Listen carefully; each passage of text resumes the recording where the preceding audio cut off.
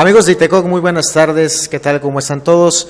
Estamos hoy, este día, con la presencia de José Olid, quien es responsable de formación en terapiascontextuales.com y quien también nos impartió unos entrenamientos en activación conductual en depresión y terapia integral de pareja. José, ¿cómo estás?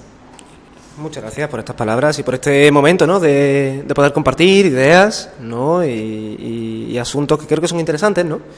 Así que bien, la verdad es que han sido unos días de formación geniales, y han sido geniales no porque los temas sean tremendamente interesantes, sino porque los alumnos y las alumnas se han implicado muchísimo, ¿no? Y eso me gusta, me agrada muchísimo ver cómo se implican, cómo preguntan cosas, cómo no se conforman con una respuesta fácil, ¿no?, sino que piden y exigen, ¿no? De las primeras cosas que dije, ¿no?, fue que somos los docentes los que estamos al servicio de los alumnos, ¿no?, y las alumnas, y eso lo han tomado muy bien y han hecho gala de ello, ¿no? Han preguntado y la verdad es que ha sido un fin de semana excelente, no solamente por la formación, sino por vuestra compañía, ya lo sabéis, ¿no? Así que os lo agradezco, ¿no? También tenemos la presencia del psicólogo Julio Antonio Hernández. ¿Qué tal? ¿Cómo estás, Julio? Pues aquí, mira, como hablaba con José Olid, no sé cómo explicar todo lo que he aprendido durante el curso.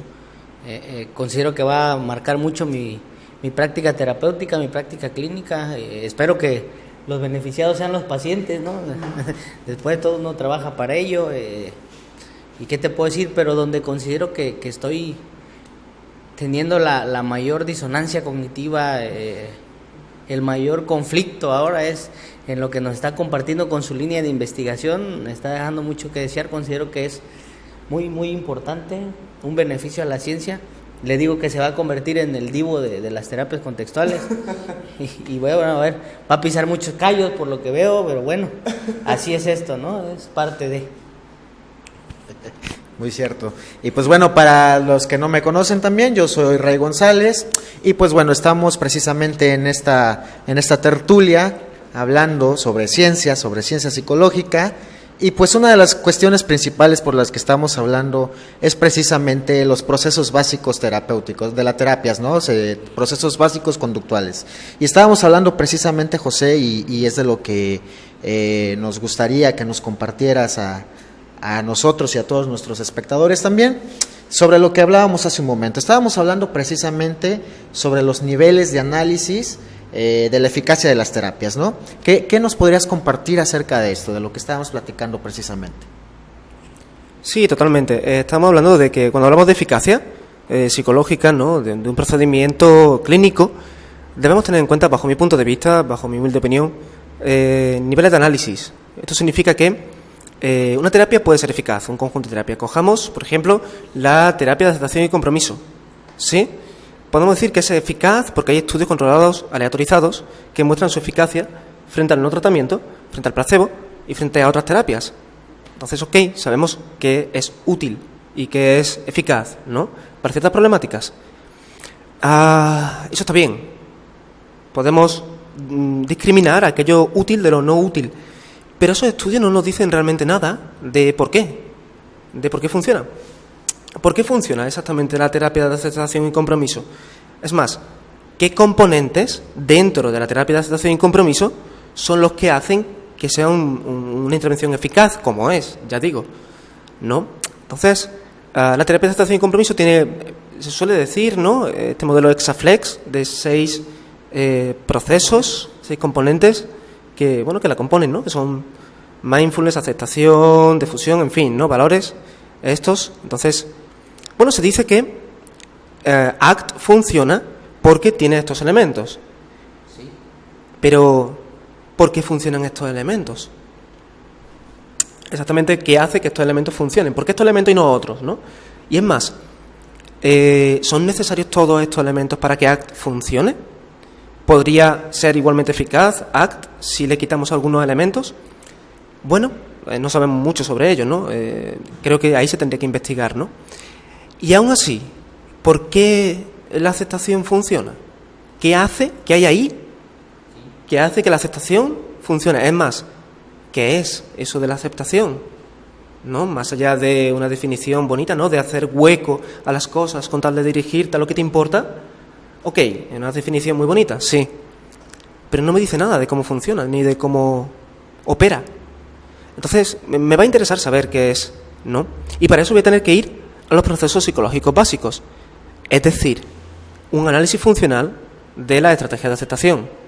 Cuando vamos a esos niveles, podemos ver que todo comportamiento funciona bajo un manejo de contingencias, un manejo de las consecuencias o un manejo de la estimulación previa.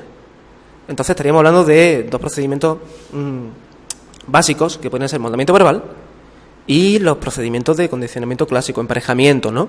De respuesta condicionada, de entrenamiento, ¿no? En ello. Entonces, aquí tenemos estos tres niveles de análisis, ¿no? Por un lado, qué terapias son las que funcionan versus las que no funcionan. Por otro lado, qué componentes dentro de esas terapias funcionan versus cuáles no. Y por último, en definitiva, qué es exactamente lo que funciona dentro de esos componentes, ¿no? Como en el caso de que ya digo, ¿no? De que en aceptación considero que tiene un gran componente de exposición. De manera que, bueno, el terapeuta va guiando para que la persona se exponga a sus eventos internos y la dirección es los pasos que vaya dando mientras deja esas sensaciones vayan siendo naturalmente reforzados. Entonces, ese es el punto, ¿no? De los tres niveles de análisis que deberíamos tener en cuenta, ¿no? Sobre todo porque si queremos hacer una psicoterapia basada en ya no solamente en la evidencia empírica, ¿no? De decir, esto funciona, esto no, esto sí, esto no, ¿no? Creo que nuestra disciplina nos pide algo más y es decir exactamente por qué funciona. Porque si no estaremos cayendo en las mismas inexactitudes en las que se cayeron con otro tipo de procedimientos, ¿no? Otro tipo de terapias, ¿no? Que son eficaces, no lo dudamos. La terapia cognitiva es eficaz, no se pone en duda, ¿sí? Pero ¿por qué es eficaz? Porque hasta que no sepamos por qué un procedimiento es eficaz, no vamos a poder entrenar verdaderamente a terapeutas para que sean eficaces y eficientes ayudando a las personas. Entonces tenemos necesariamente que preguntarnos por qué funcionan las cosas, ¿sí? Claro, sí. Y ese es el punto, ¿no? que planteaba. Y en ese sentido, José, hablando sobre los niveles de análisis de las terapias, bueno, se habla que cada vez más y recientemente salen nuevos modelos de psicoterapia que son igualmente eficaces, que son muy eficaces para ciertas problemáticas, ciertas situaciones. Pero en ese sentido, entonces, cuando hablamos ya de los niveles de análisis, estamos en el punto en que estábamos en un principio, ¿no? En que son eficaces las terapias, en que sí funcionan, en que eso sabemos, que tienen evidencia empírica, pero que no sabemos por qué. Entonces, como acabas de mencionar, si nosotros sabemos qué es lo que le subyace a esos, qué procesos básicos le subyacen a eso, podríamos nosotros, de alguna manera, seleccionar, abstraer esos procesos para maximizar la eficacia y la eficiencia. ¿No es así? Sí, totalmente, ¿no? Realmente podemos hacer un análisis funcional de cualquier técnica psicológica, ¿sí? De acuerdo. Una reestructuración cognitiva, una exposición, obviamente, una silla vacía, una asociación libre, cualquier técnica de cualquier corriente en psicoterapia, ¿sí? Una solución de problemas, de cualquier corriente, es susceptible de ser analizada funcionalmente. Claro, sí. Ese análisis funcional es lo que nos va a decir por qué funciona. ¿Sí? Es decir, qué palabras exactamente, de manera diferencial, no solamente qué palabras, sino con qué tono, qué postura, ¿sí? Tiene que decir el terapeuta, en concreto, para la persona que tiene delante, con la historia que tiene delante, ¿sí? Para que el comportamiento de la persona cambie. No solamente el comportamiento público observable, sino el comportamiento privado, emocional, cognitivo, recuerdos, todo esto, ¿no? Entonces, es fundamental que comprendamos los procesos psicológicos básicos, ¿no? Descomponer cada estrategia, cada técnica, ¿no? Para ver exactamente qué está operando ahí, ¿no? Qué principios, ¿no? Si es moldamiento, ya digo, ¿no? Moldamiento verbal, que es que el terapeuta sea hábil en extinguir y reforzar lo que tiene que extinguir y lo que tiene que reforzar, que haga de manera consecuente emparejamientos para que se condicionen respuestas, ¿sí? Y a partir de aquí se pueden derivar funciones apetitivas o aversivas y, en definitiva, manejando esto, seremos terapeutas eficaces. Sí, totalmente. Y en este sentido también, José, cuando hablamos precisamente de saber cuáles son lo que está detrás de una técnica. Esto también nos puede servir y puede ser muy útil precisamente porque en el momento de nosotros seleccionar una técnica nos va a decir cuándo es mejor aplicarse, ¿no? Con base en la función que va a tener. Es decir, por ejemplo, algo que está muy en boga y no solo también dentro de las terapias contextuales de tercera generación, sino en general, que inclusive se ha tomado como una terapia en sí misma, es la aplicación del mindfulness, ¿no? Entonces, bien lo acabas de decir, si nosotros revisamos qué procesos básicos hay detrás de esta técnica, bueno, podríamos decir que hay una exposición, ¿no?, a los eventos privados. Pero también si hacemos un análisis funcional, en el momento en cual se presenta contingentemente, podría estar cumpliendo otra función y probablemente contraria a lo que nosotros tenemos como objetivo, ¿no? Sí, por supuesto. Por ejemplo, en pacientes, ¿no?, en usuarios que tengan una baja activación, sería contraproducente, bajo mi punto de vista, llevarles a una estrategia de mindfulness formal, ¿no?, en la cual quizá pase más tiempo prestando la atención al contenido interno, aunque la instrucción sea déjalo pasar, déjalo estar, concéntrate, respira, ¿no?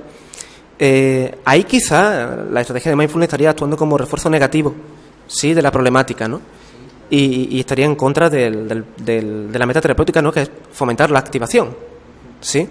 Entonces, este es el problema, ¿no?, también de ver las técnicas como útiles por sí mismas, sin hacer un análisis funcional, ¿no? Que podemos pensar que mindfulness es útil porque es mindfulness, ¿sí? O que difusión es útil porque es difusión, ¿sí? O que aceptación, ¿sí? Este es el problema, ¿no?, que cuando vamos al meollo a por qué una técnica es útil, cada vez más está teniendo más evidencia el hecho de que, bueno, las técnicas y las estrategias son útiles porque moldean o porque facilitan emparejamientos entre diferentes estímulos, ¿sí? Entonces yo creo que ese es un poco el punto, ¿no?, de descomponer todas las técnicas y ver qué hay debajo, ¿sí?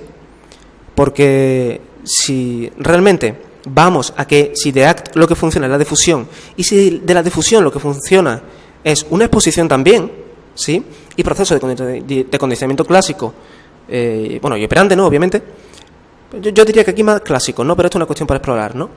Pero entonces, ¿por qué realmente necesitaríamos llamarle difusión? ¿Sí? ¿Qué sentido tiene?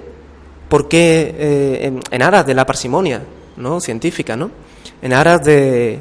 Bueno, creo que la psicología es una ciencia, entonces debe permitir elaborar estrategias y técnicas que sean lo más eficientes posibles con el menor número de elementos, claro, y que sus explicaciones sean lo más parsimoniosas posibles. Entonces, si el principio común que hace que todas las técnicas funcionen no se puede reducir a un análisis funcional que nos va a hablar sobre moldamiento verbal y condicionamiento clásico, yo planteo la pregunta, ¿no?, de por qué es necesario hablar de otras cosas. Claro. Aquí hay un punto que me considero yo importante, ¿no?, de lo que estás comentando. Una, el principio de parsimonia, que dice que entre dos explicaciones con igualdad de circunstancias, casi siempre la más sencilla va siendo la correcta, ¿estamos de acuerdo? Ahora, la ciencia casi siempre intenta tanto predecir, entender, controlar, beneficiarse de un fenómeno natural, ¿estamos de acuerdo? Entonces aquí, por eso, vamos, lo que me gustaría aclarar es que no es tanto cuando se habla de análisis funcionales como que el análisis funcional sobre todo, no, sino que es la herramienta que se tiene de una ciencia que psicológica que ha podido fundamentar o que te puede representar gráficamente qué es lo que estás observando. Obviamente fundamentada en principios bien investigados que salen del conductismo, vaya, ¿no? Entonces, eso es lo que a nosotros nos da pues la pauta para poder decir el análisis funcional es la herramienta que tenemos para poder observar el fenómeno natural que estamos nosotros interesados en cambiar, en modificar, y no porque querramos ponérselo a todo, ¿estamos de acuerdo, no? Exacto. Bueno, más que nada porque luego, para los que están luego viendo, oye, ¿por qué análisis funcional para todo? Porque es la herramienta que se tiene y que es la que te puede fundamentar y representar gráficamente qué es exactamente lo que quieres observar. Exacto. Sí, ¿Estamos de acuerdo? Dale. José, hablando precisamente de parsimonia y hablando de procesos básicos, ¿no?, conductuales, que están detrás de todas este tipo de terapias que ya estamos comentando. Me gustaría que pasáramos a hablar, tomando en cuenta estas dos cosas que ya se tocaron, que se tocó ahorita que habló Julio y que de lo que estábamos hablando, ¿no? Hablando de procesos básicos y hablando de parsimonia, últimamente ha estado en boga, ha estado haciendo ruido entre la comunidad psicológica, conductual, científica, etcétera, la cuestión de teoría de marcos relacionales, RFT, versus condicionamiento clásico, ¿no? Que precisamente es algo que has estado compartiendo información de esto, y cómo es que el condicionamiento clásico podría ser también para explicarnos estos fenómenos y desde una perspectiva probablemente mucho más sencilla. Sí, totalmente. Es una cuestión, ¿no? Es una cuestión polémica. Y creo que es una pregunta que debe responderse, ¿no? Creo que debemos abordar este elefante en la cacharrería, ¿no? Al fin y al cabo. Y es el hecho de que pudieran explicarse las respuestas verbales complejas de una manera más simple, ¿no? De lo que responde la RFT. Esa es la pregunta, ¿no? Entonces, bueno, tenemos condicionamiento clásico, ¿no? Tenemos ahí una gran evidencia, ¿no? En ese sentido. Maurer, ya en la década de los 40, él mismo explicaba cómo asociando dos estímulos se contagian las respuestas condicionadas, ¿no? De manera que se derivan, ¿no? En ese sentido, ¿no? Y esto funciona a nivel verbal. Es decir, ya funcionaba a nivel verbal, ¿no? RFT me parece un modelo súper elegante para explicar muchísimas cosas. Yo a menudo, ¿no? Hablo de marcajes relacionales, ¿no? De oposición, semejanza, ¿sí? Porque de una manera muy práctica, ¿no? Claro. De referirnos a los eventos psicológicos, ¿sí? El problema que yo le veo es que es su validez de constructo. Es exactamente qué es un marco relacional, ¿no? ¿Cómo sabemos exactamente qué se produce la equivalencia funcional en cuanto a ensayo y cómo, ¿no? Porque se han mostrado estudios que muestran que la equivalencia funcional parece que no se produce de una manera tan rápida ni tan inmediata en la práctica clínica, ¿sí? Y cuando vemos exactamente cuál es la naturaleza propia de la RFT, hay algunos conceptos que, si vamos a la investigación básica, a la fiabilidad, a los estudios de congruencia, a la probabilidad de que esas explicaciones se deban al error, no hay mucha rigurosidad ahí, ¿no? De manera que sí, metodológicamente están generalmente construidos. Sí, cuando asumimos que existe un marco relacional, ¿no? Cuando asumimos que existe la vinculación mutua, la combinatoria, sí. Si lo asumimos, todo va como la seda, ¿sí? Ahora, ¿por qué asumimos eso? ¿Sí? ¿Cuál es la validez de esos principios? ¿Cuál es la validez de constructo? ¿Sí? ¿Qué fiabilidad hay interjueces? ¿Cuál es la probabilidad de que esa fiabilidad se deba al error? ¿Sí? Esas cuestiones muy básicas que, sin embargo, no debiéramos, bajo mi punto de vista, haber descuidado, ¿no? Y que, sin embargo, eso no se da en el paradigma de condicionamiento clásico, ¿sí? Sabemos muy bien cómo funciona, ¿sí? Hay mucha evidencia básica, molecular, de cómo el condicionamiento clásico opera, ¿sí? Y de cómo dos respuestas quedan asociadas y de cómo, ¿sí? Eso sí es investigación básica. Exacto.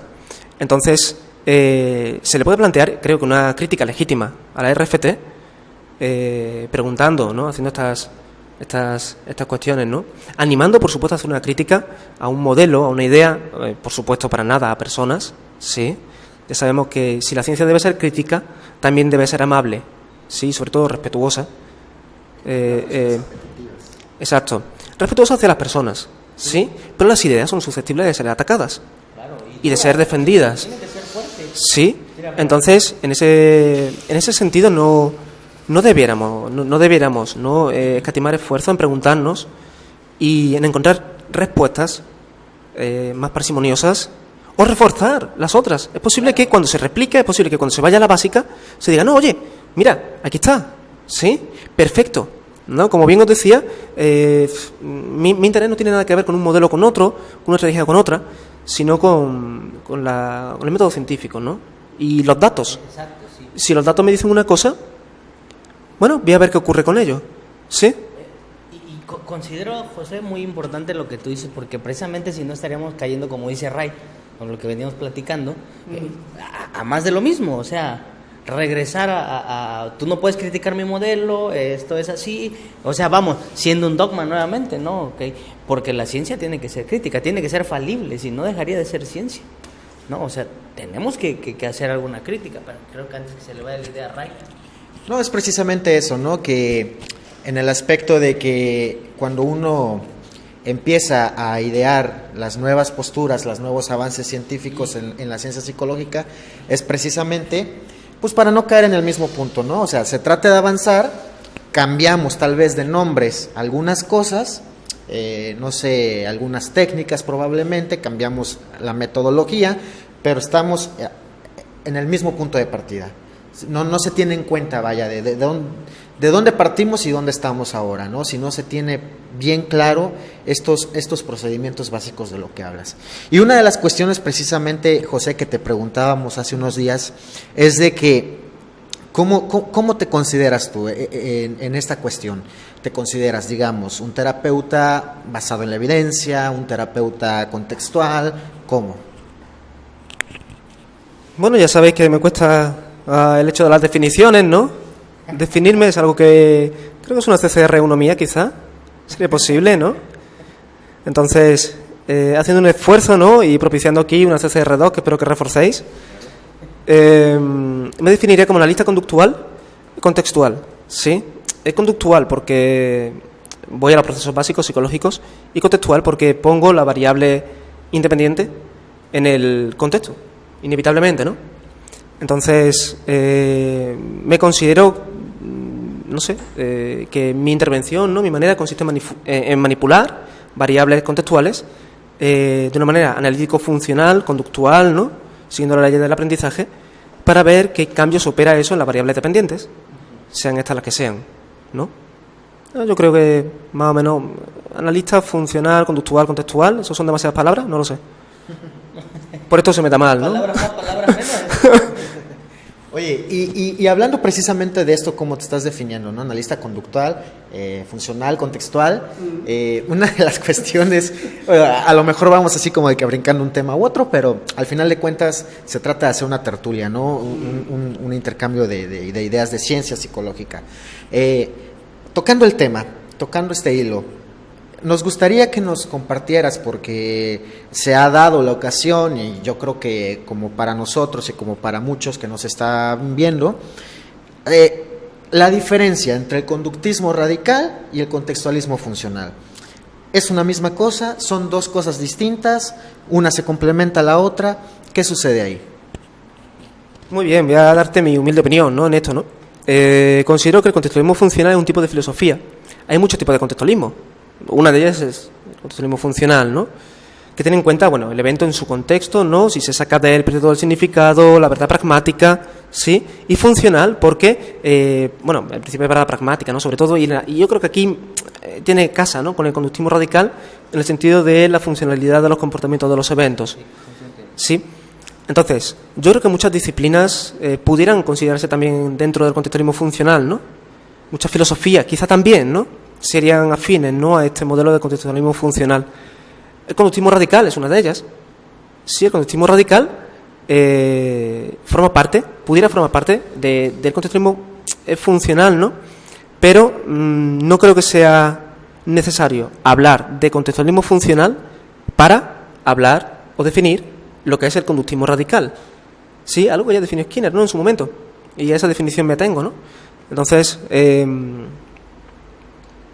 la diferencia que yo haría sería que son dos asuntos, dos filosofías, si queremos llamarlo así, ¿no?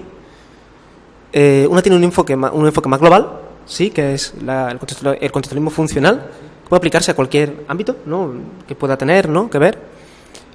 Pero el conductismo radical es aplicar una filosofía a un objeto de estudio, en este caso la conducta, ¿no? Entonces, esa es la definición, ¿no? Para mí se solapan ambos en ciertos puntos, pero no terminan de ser, bajo mi punto de vista, sinónimos, ¿sí? Sino que pudieran ambos compaginarse, ¿no? Ser afines y poco más, ¿no? Eso es lo que te podría decir al respecto, ¿no? Ok.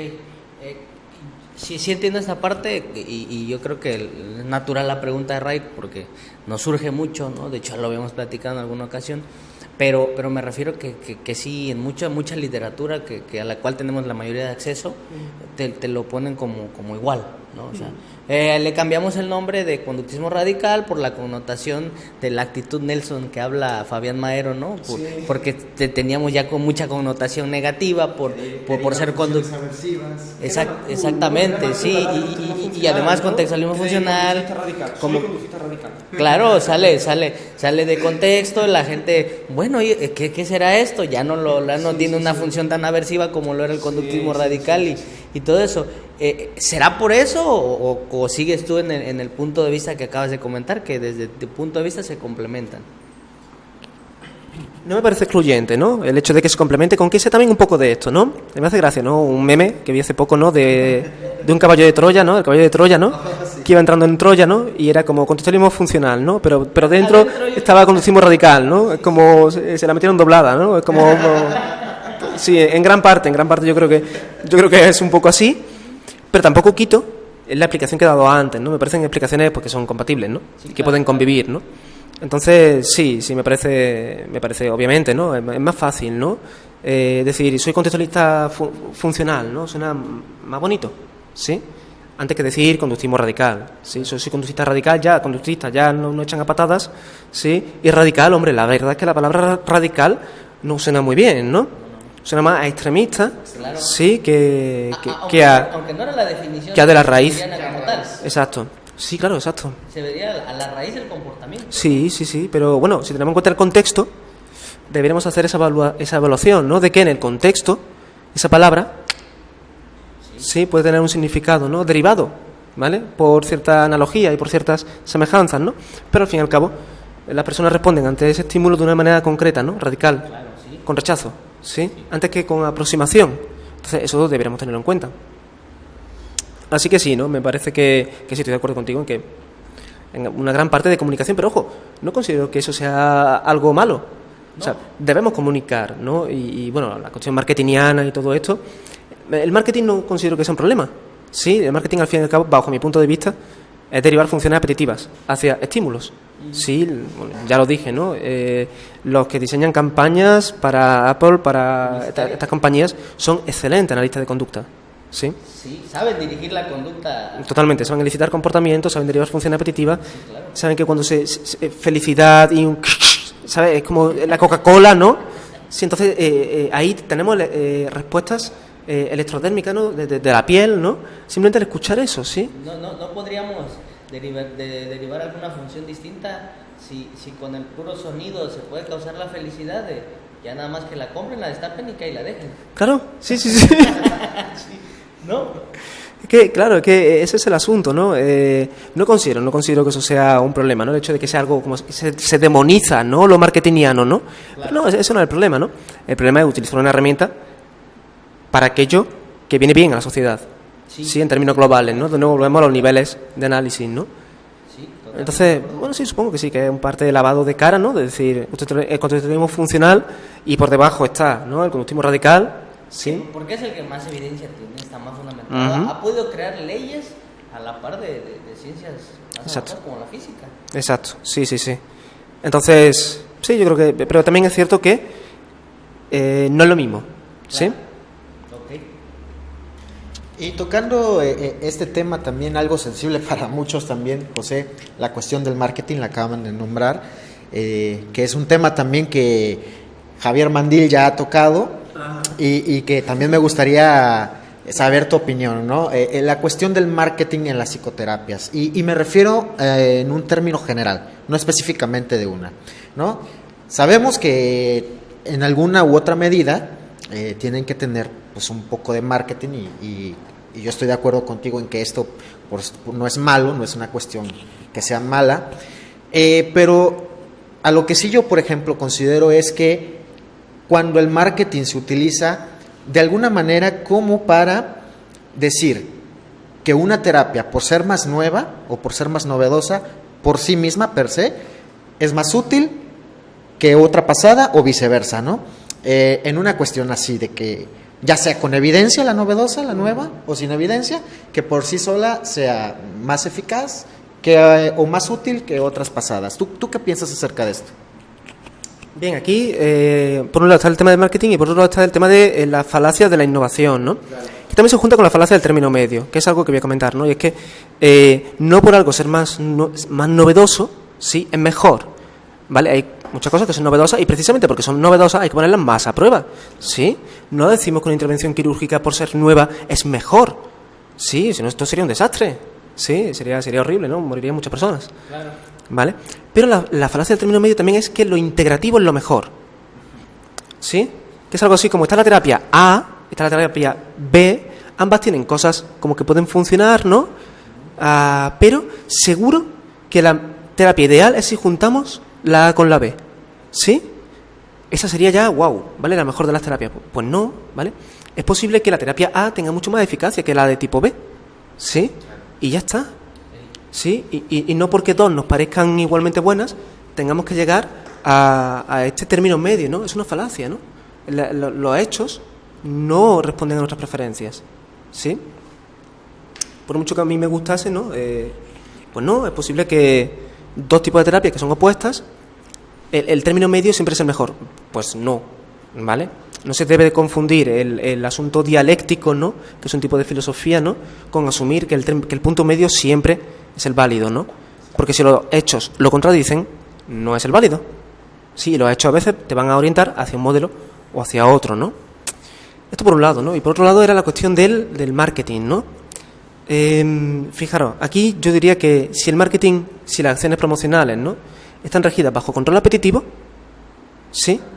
Será más probable que vayan en pos de una sociedad mejor, ¿no? Una aproximación a la conducta deseable. Exacto. Voy a poner un ejemplo de esto, ¿no? Una persona puede comunicar diciendo el sufrimiento que tienes y cómo si me compras algo, ¿sí? Lo vas a quitar, ¿sí? Y además esa campaña puede estar basada en algo que no tiene mucha evidencia, ¿no? Entonces, bajo mi punto de vista, son mal marketing. Lo primero de ello es porque es aversivo, porque controla tu comportamiento de compra bajo la eliminación de un malestar, ¿sí? Y eso se parece peligrosamente al modelo de adicción, ¿vale?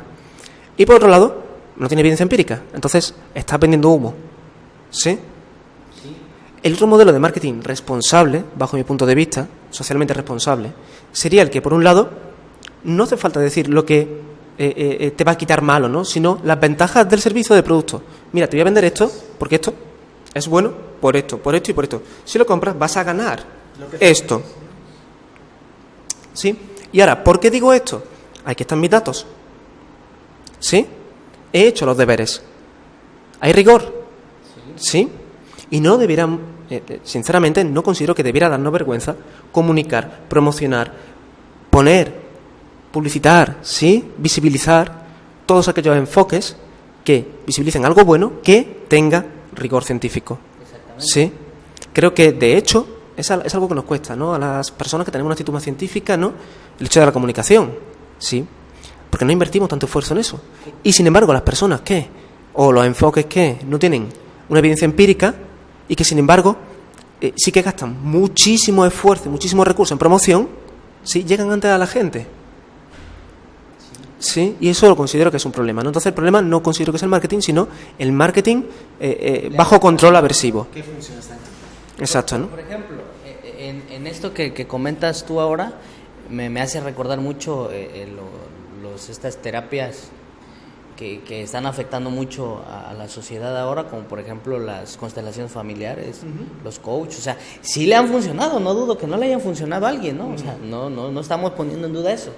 El problema es que ha tenido más efectos iatrogénicos de los esperados y en su mayoría han sido más los afectados, ¿estamos de acuerdo? ¿Consideras que va más así lo que estás comentando, que el hecho de que le haga falta evidencia pudiera tener efectos iatrogénicos en otro aspecto? Es una ecuación coste-beneficio totalmente invertida, ¿no? Sí, lo que pasa con esto es que, y fijaros, ¿no? Muchas veces es más la ignorancia, ¿no? Que el desconocimiento del método científico, ¿no? Lo que hace que se promocionen, ¿vale? Si yo, por ejemplo, aprendiera un método nuevo, ¿no? Y no tuviera quizá mi historia de aprendizaje, diría, wow, esto me ha encantado, quiero compartirlo con todo el mundo, es genial, ¿sí? Y no me parecería La mal. intención es buena, la Sí, función no tanto. no me parecería mal vivir de ello, porque estoy convencido de que hago el bien, ¿sí?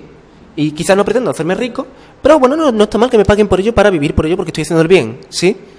Ahora, quizás nunca me haya preguntado exactamente cómo sé que hago el bien, ¿sí? O cómo sé que hago más bien que mal.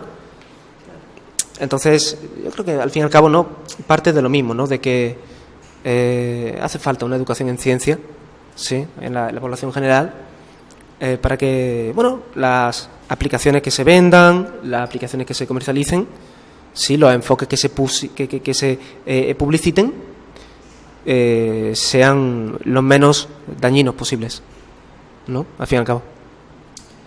Y ya para ir cerrando, José, nos gustaría que nos dijeras o nos comentaras, bueno, esto es una tertulia psicológica, una tertulia de ciencia psicológica, hace ciencia, que yo quisiera que nos compartieras qué es lo que tú crees o qué dicen los papers, no sé, sobre a dónde crees que se dirige la ciencia psicológica. ¿Seguirá en esto por bastante tiempo? ¿Tiene alguna dirección en concreta? No sé. Una buena pregunta, sí. Y fíjate, cuando has dicho dónde se dirige la ciencia psicológica, no podía evitar pensar en quién hace la ciencia, ¿no? Las personas. Entonces, va a estar en gran medida en el mismo camino, ¿no? De a dónde se dirijan las personas, o dónde nos dirijamos nosotros, ¿no? En función de qué valoremos, ¿no?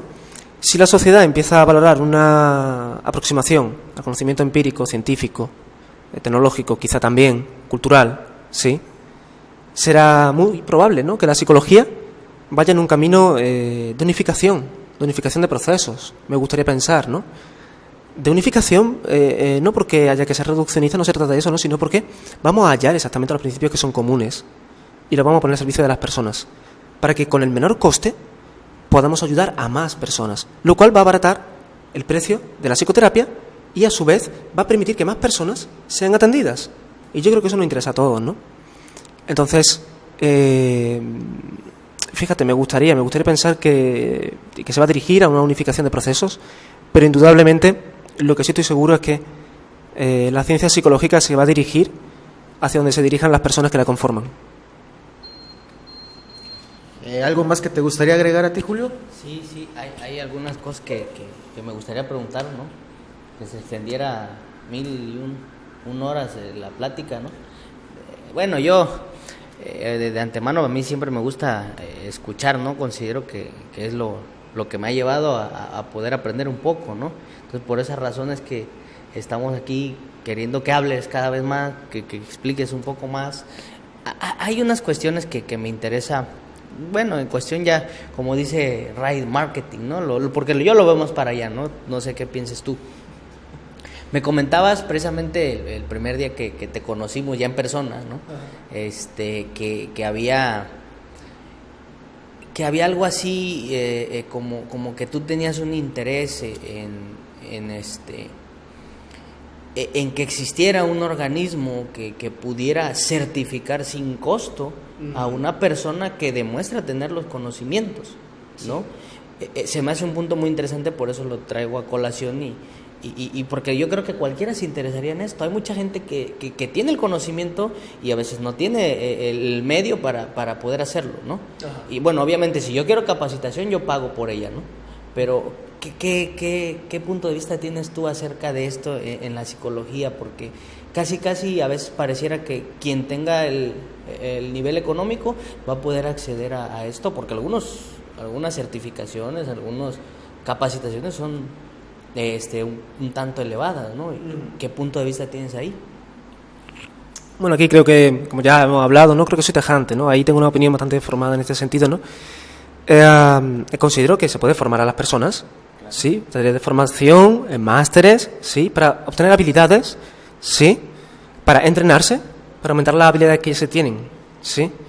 Me parece legítimo que eso sea un servicio que se ofrezca a cambio de dinero, sí, porque al fin y al cabo es una habilidad que vosotros podéis tener y que podéis transmitir a una persona en un momento determinado, ¿no?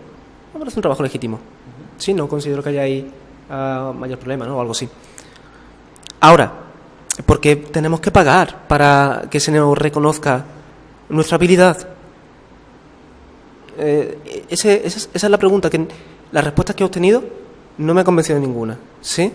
Si yo tengo una habilidad determinada, ¿por qué tengo que pagar para que se me reconozca? Y es más, si eso fuera así, significaría que habría dos personas con idéntica habilidad, ¿sí?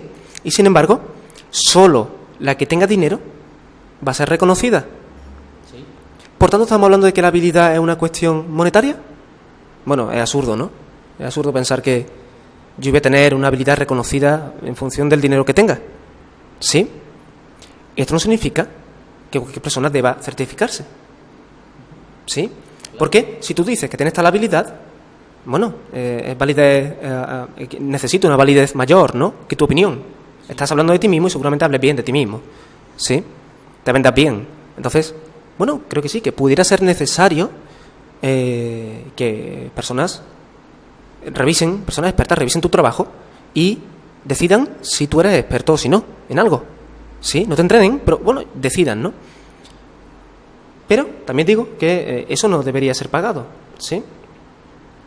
Es decir, no deberías pagar por recibir ese reconocimiento, ¿sí? Claro. Entonces, la solución inevitable que se me ocurre es un organismo que pueda certificar sin que haya ningún tipo de intercambio monetario, que sea verdaderamente independiente y que decida si tú tienes las capacidades o no en función de los requisitos que te ponga, no en función de si pagas o si no pagas, ¿sí?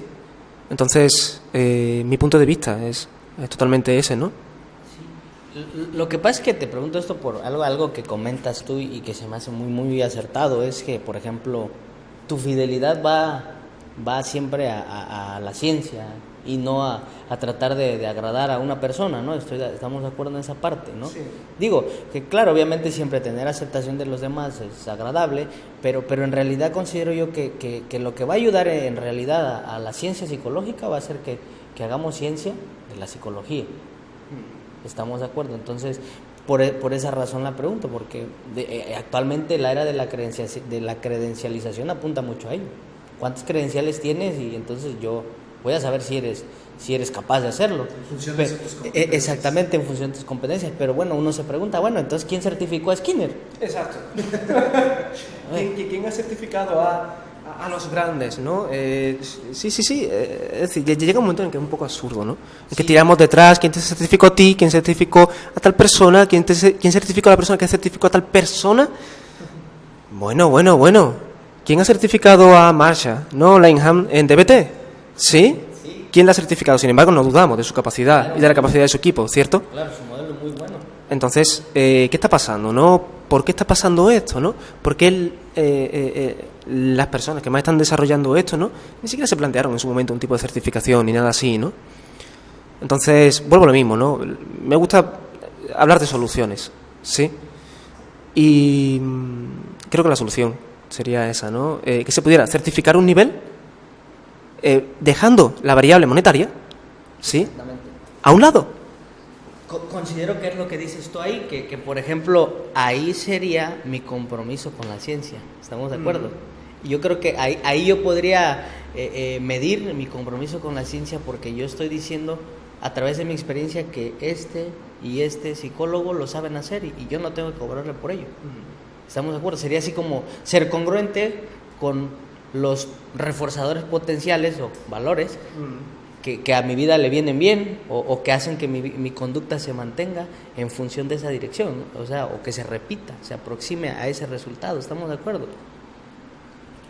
Sí, totalmente, ¿no? Al fin y al cabo se trata de eso, ¿no? De hacer una práctica científica psicológica cada vez más accesible, que esté bajo control de objetivo, ¿no? En este caso, ¿no? Y facilitarlo, ¿no? Hacerlo accesible, ¿sí? Siempre en la medida de lo posible, reducir los costes que no sean necesarios. Sí, hay costes que sí, ¿de acuerdo? Pero creo que tenemos la responsabilidad de hacer un modelo que sea viable, ¿sí? Para el mayor número de personas y que sea afín, ¿no? A la psicología, una práctica basada en la evidencia empírica de los procesos psicológicos básicos, ¿sí? Okay. Dicen por acá en México que el que mucho se despide, poco quiere irse. ¿no? Bueno, porque me sale otra. No sé si sería bueno, no sé qué piense Ray, pero yo considero que sí sería, y también que tú lo decidas así, como picar un poco al auditorio de lo que nos hablabas de tu línea de investigación, más o menos, de que se den cuenta qué es lo que está intentando, porque a mí se me hace considero que va a ser un punch, la verdad, no porque estés aquí, ni porque te hayamos invitado y hayas aceptado, no es de alguna manera elogiarte, vaya, no es, acá decimos, no es darte guayabazo, no es Guayabazo. hacer guayabazo, como elogiarte para hacerte sentir bien, vaya, ¿no? No, en realidad es que sí lo veo muy interesante lo que tú dices, porque por lo que estabas platicando, lo que nos estabas mostrando hace rato, tu línea de investigación apunta mucho a la investigación básica de los procesos que utilizas para la terapia. Sí, como comentábamos, ¿no? Y estaba enseñando, ¿no? El grupo de investigación que tenemos en terapiascontextuales.com, ¿no? El apartado de investigación y desarrollo, tiene que ver con el moldeamiento verbal, ¿sí? Con la manera en la que un terapeuta refuerza y extingue diferencialmente la respuesta de la persona que tiene delante, de una manera amable, ¿no? Y cercana, ¿no? En ese sentido. Entonces, tiene que ver, ¿no? Con investigar exactamente, independientemente de la corriente, del estilo, ¿no? Como un terapeuta cognitivo, dinámico, de cualquier manera, ¿no? Puede reforzar diferencialmente, ¿no? Ya digo, y puede moldear las respuestas del paciente, del cliente, ¿no? Y cómo eso lo hace más o menos hábil, porque hay evidencia que muestra que los terapeutas que son que moldean eficientemente consiguen mejores resultados, ¿no? Entonces ese mecanismo está propuesto, está ahí, ¿no? Si asumimos que un comportamiento se mantiene por refuerzo y se extingue si deja de recibirlo, si se pone en programa de extinción, ¿sí? Entonces el control consecuente de lo que ocurre en la psicoterapia está bajo el proceso de lo que se conoce como moldeamiento verbal, ¿no? Entonces la línea de investigación es esa, la hemos aplicado con alumnos noveles que se han formado monitorizando en cada momento su nivel de rendimiento objetivo en base al moldeamiento verbal, y eso le ha supuesto un feedback increíble, ¿no? Estamos publicando en esa línea y son resultados prometedores porque permite, sobre todo, entrenar a terapeutas para que sean más eficientes en sus intervenciones psicológicas. Sí, claro. Y la verdad es que estoy bastante contento, ¿no? De poder dedicarme a ese campo de investigación. Sí, ¿tienes pregunta? No, solamente agregar el comentario que con base en lo que estábamos platicando y lo que nos has estado mostrando hace unos momentos y estos días, yo también coincido en esa parte en que los resultados que estás obteniendo y posteriores que habrá también serán sin duda un gran aporte a la ciencia, y también su otra parte estarás rompiendo muchos esquemas en esta cuestión. Yo no tengo ni idea, realmente no tengo ni idea de lo que pasará, no tengo ni idea de qué tipo de aporte será, ni siquiera si merecerá la pena, ¿no? Me ha gustado que... No puedo saberlo. Me ha gustado que has dicho que eso lo ibas a repetir mucho en el curso, no tengo ni idea. Y, bueno, pero me refiero a que, por ejemplo, ahora, imaginemos que de esto se desprendiera un modelo, ¿no? O que te adherieras fuertemente a un modelo como es el LAFAT, ¿no? Porque como dices tú, si pudiera hacer esto, yo creo que estaría más apegado a esto por la forma, ¿no? Por el moldeamiento, ¿no? De las conductas. Pero, por ejemplo, a ti, si tú lo ves desde esa perspectiva, ¿te gustaría que si este modelo prosperara, te gustaría que fuera integrador, o cuando menos que desde cualquier paradigma psicológico se pudiera aplicar, como decías tú, que un terapeuta sistémico que se pudiera capacitar en esto, en reforzar conductas y en extinguir otras y llevarlo a esto, o hasta un psicoanalista, o sería así como que fuertemente adherido al paradigma del aprendizaje social, para los que tenemos formación en análisis conductual aplicado, por ejemplo? Pues mira, creo que son respuestas que necesitan de una mayor rigurosidad en el campo de estudio, ¿no? Entonces, aún no me las planteo. Sinceramente, aún no me las planteo. Prefiero centrarme en seguir añadiendo rigor a lo que estamos haciendo, ¿sí? Y hay preguntas que si deben preguntarse ya será más adelante, ¿no? Pero creo que debemos coger de momento lo que hay, tomarlo y ver qué evidencia tiene, seguir ahí para hacer algo que sea sólido, ¿sí? Algo que sea sólido. Cuando sea sólido, vendrán otras preguntas y otras respuestas, ¿sí? Quizás llegue el momento en el cual tengamos que plantear una pregunta que tú me has hecho, ¿no? Pero la verdad es que no tengo ni idea, ¿no? De momento creo que es bueno seguir en el camino de enfocarse, en tener una buena solidez, ¿sí? Y ya se verá. Bien, no, muy buena respuesta. Creo que hay cosas que sí van a seguir más adelante, nada más que soy muy dado a proyectarme hasta ese punto, ¿no? Es que lo que pasa es que de verdad me has tambaleado los paradigmas en gran medida de todo lo que nos has planteado, ¿no? De tu línea de investigación y se me hace muy importante y una muy buena aportación, ¿no? De hecho, tiene aquí su esquema de análisis de unidades de componentes, ¿no? De lo que podría ser o no a una ciencia y por qué funciona. Habría que ver qué rigor tiene ese folio, ¿no? También. No, sí, obviamente, ¿no? Pero sí, ¿no? Me ha dejado un poco... No tengo ni palabras para decir, porque incluso mi propia práctica, cuestionarme, ¿no? Mi propia práctica, ¿por qué funciona lo que estoy haciendo? Si es que está funcionando, ¿no? ¿Tienes pregunta, Ray? No, pero bueno, José, a mí también me gustaría estar horas y horas platicando, pero bueno, las cosas buenas también tienen un fin.